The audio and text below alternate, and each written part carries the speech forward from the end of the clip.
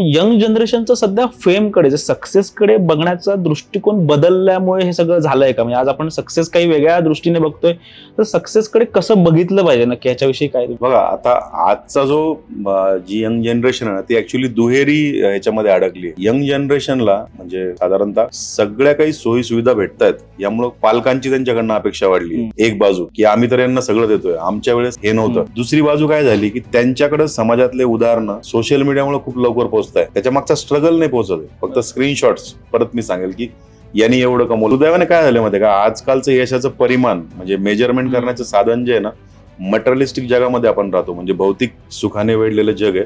तुम्ही किती पैसे कमवले, तुम्ही कुठली वॉच घालता, तुमचा मोबाईल कुठला आहे, कोणती गाडी तुम्ही वापरताय, कोणता ब्रँड तुम्ही वापरताय, यावरून तुमचं यश ठरवलं जातं. एक 10-20 वर्षापूर्वी यशाचं जे मेजरमेंट आहे ना, ती वेगळी होती. आजची मेजरमेंट किती कमी वेळात किती जास्त तुम्ही हे करतायत आणि लक्झरी किती हे करताय. त्यामुळे तुम्ही जर बघितलं तर अनेक इन्फ्लुएन्सर ज्यांचं साधारणतः फायनान्शियल कॅपॅसिटी नाही, बट स्टील ते कॅमेऱ्यावर लक्झरी लाईफ दाखवण्यासाठी एकदम त्यांच्या फायनान्शियल बर्डन इतका त्यांना खर्च करावा लागतो.